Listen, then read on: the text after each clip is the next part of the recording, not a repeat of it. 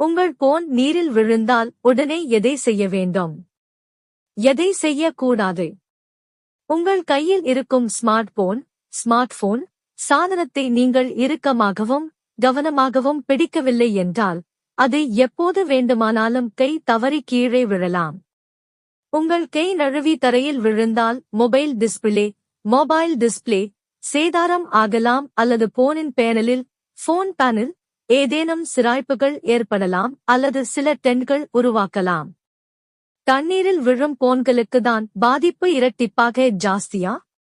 இந்த சேதாரங்களையே நீங்கள் பெரியது என்று நினைப்பீர்கள்.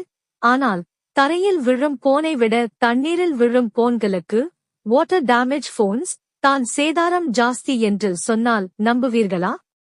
நம்ப முடியலைல. ஆனா இதுதான் உண்மை. தரையில் விழும் போன்களுக்கு வெளியில் மட்டும்தான் பாதிப்புகள் ஏற்படுகிறது. ஆனால் தண்ணீரில் விழும் ஸ்மார்ட் போன் சாதனத்திற்கு ஏற்படும் பாதிப்பு இரட்டிப்பாக இருக்கிறது. போனின் இன்டர்னல் பாகங்களை பாதிக்கும் வாட்டர் டேமேஜ் அபாயம். காரணம் கண்டிப்பாக உங்களுக்கே தெரிந்திருக்கும்.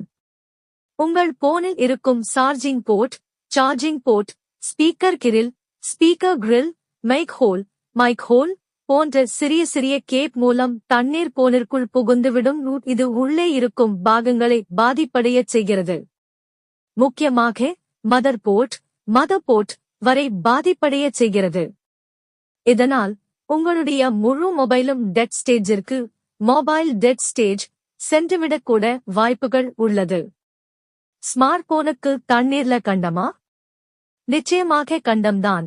உங்கள் ஸ்மார்ட் போன் தண்ணீர் விழுந்தாலோ அல்லது தண்ணீர் உங்கள் போன் மீது விழுந்தாலோ நீங்கள் உடனே செய்ய வேண்டிய மற்றும் செய்யக்கூடாத விஷயங்களைப் பற்றித்தான் இந்த பதிவில் பார்க்கப் போகிறோம். இந்த சூழ்நிலையை நீங்கள் எப்போது வேண்டுமானாலும் சந்திக்கலாம் என்பதனால் இவற்றை முழுமையாக படித்து தெரிந்து கொள்வது அவசியம். சரி, வாருங்கள் விஷயத்திற்குச் செல்லலாம். இதை மட்டும் செய்யவே கூடாது. மீறி செஞ்சா உங்க போனின் கதை முடிஞ்சுடும். உங்கள் போன் தண்ணீரில் விழுந்தால் அதை உடனடியாக நீரில் இருந்து அகற்றவும். போன் அதிக நேரம் நீரில் இருந்தால் பெரிய பாதிப்பை உருவாக்கும். எனவே அவற்றை விரைந்து வெளியில் எடுப்பது சிறப்பானது. தண்ணீர் பல்வேறு நுழைவாயில்கள் வழியாக உள்ளே சென்றிருக்கக்கூடும். உங்கள் போனை உடனே ஆஃப் செய்து விட்டு விடுங்கள். உங்கள் போனின் கேப்களில் இருக்கும் நீரை எடுக்க ஊதிவிட வேண்டாம். இதை மட்டும் செய்யவே கூடாது. போன் தண்ணீரில் விழுந்த உடனே நீங்கள் செய்ய வேண்டிய விஷயங்கள் இதுதான். போன் கேஸை உடனே அகற்றவும். உங்கள் போனின் பின்புறம் திறக்கும் அம்சத்துடன் இருந்தால் பேனலை கழட்டிவிடுங்கள்.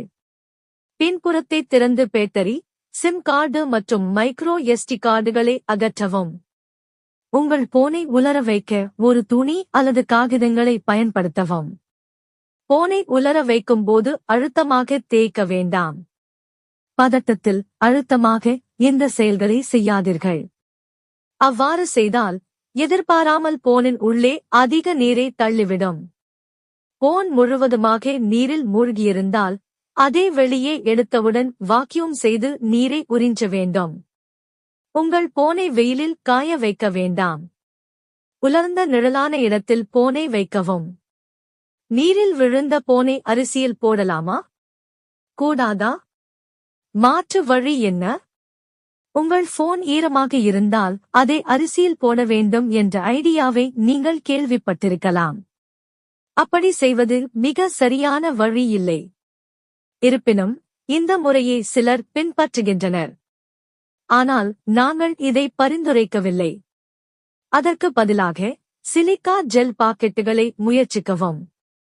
எவ்வளவு நேரம் கழிந்த பின் உங்கள் போனை ஆன் செய்ய வேண்டும்?